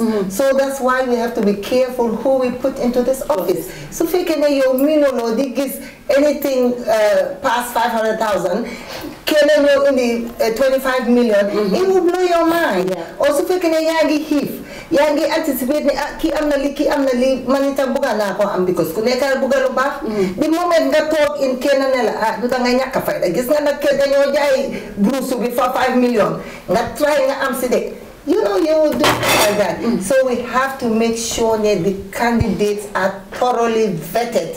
So fekene amulo the relevant experiences and the relevant ethical, moral values to hold this position, you should not be voted in.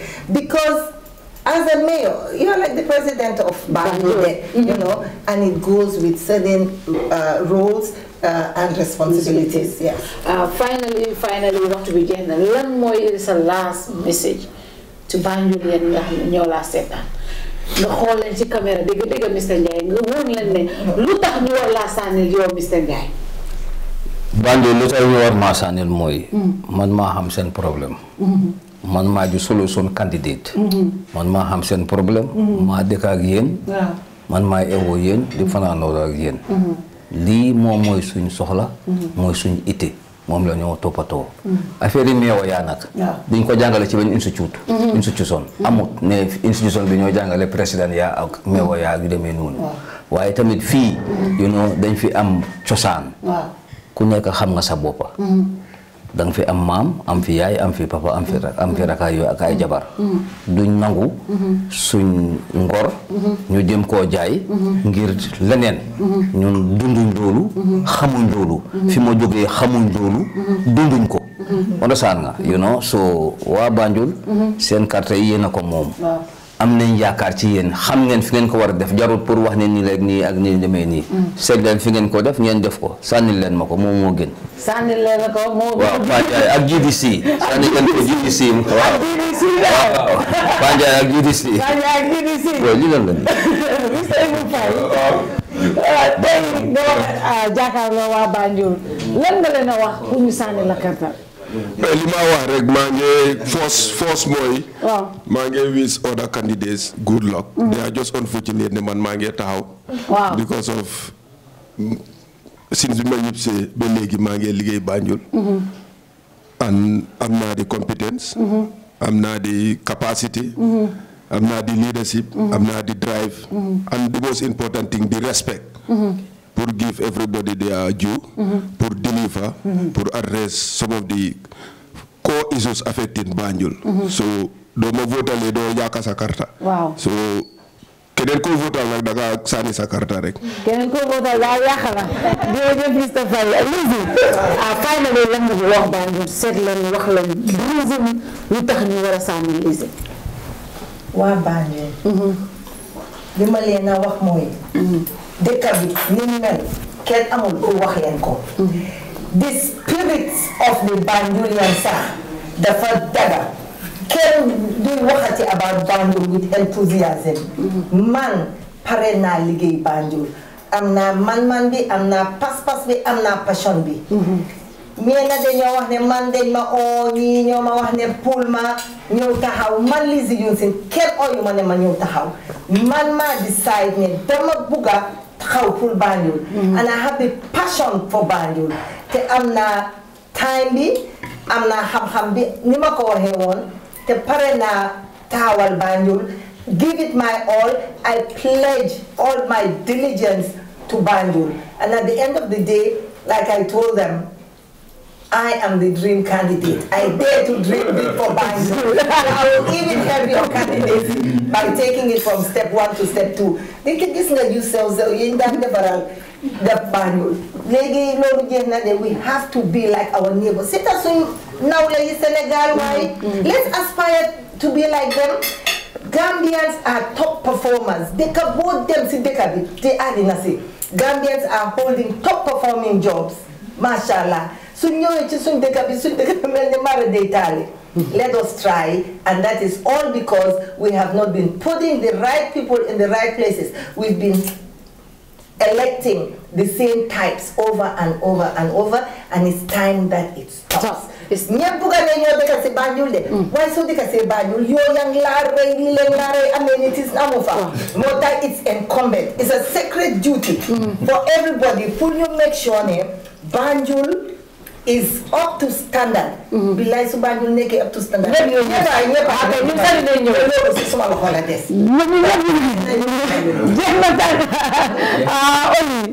Finally, fan ngaa tëjee tey si show bi.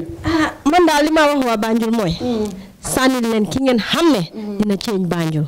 waaye tam ngeen dugal leen seen xalaat ne Banjul 22 years tam am na lu meloon. dañu war a understand leen tam ne ki fa taxaw fu nekk nii minute yëpp bu kenn teg yaakaar bi ne dina def yëpp because Banjul am na fu mu jógee foo xam ne pax lañ nekk fu mu nekk nii dara nekku fa foog ngeen jógee si pax bi bañ gis sa boppa bi balaa nga ne maa ngi jóg daw kon waa Banjul seet leen bu baax bu leen vote si mbokka bu leen vote si xarit bu leen vote si àndandoor bu leen vote si xam naa kii bu leen vote si xeet bu leen vote si gender bu leen vote leen ki ngeen xam ne su toogee si toogu boobu muy góor la muy jigéen la dina yóbbu Banjul si kanam loolu lañ soxla. loolu moo am solo Dadi Ndiaye fooy tëjee. Thank you so much, Fatou, and I'm thanking everyone who took their time to come and join us here. Gone are the days where we should encourage politics of mediocrity. Gambia is not looking for a local champion. Banjul is not looking for a local champion. Banjul is looking for a serious executive. When I say executive, not a mayor. Banjul should be treated as a business. And whoever wins that office should treat Banjul City Council as a business concern. And for you to treat Banjul City Council as a business concern, you need a minimum business acumen. So therefore, I am talking to my fellow Banjulians to really take the plight of Banjul seriously and look at where we have found ourselves relative to what our grandparents gave us as an inheritance. If most of them can get out of their graves today, they will see us as bad sons and daughters, for we have neglected what they gave us as a prized asset. So let's make Banjul a star again, and making Banjul a star again starts with devotion to Banjul, good character, integrity, competence, and loyalty to the city. Thank you so much. Thank you very much, Daddy. Mandak awma dara lu ci tek. Waye xamna ne wa Banjul xam nañ politique bu baax te xam naa ne dinañ choose the right candidate until we come here next week inshallah with another set of candidates from Banjul. Ñu ngi leena gërëm di gërëm bu baaxa baax Conte Kunda for the beautiful meal. Thank you so much and good night to you all. Bye bye.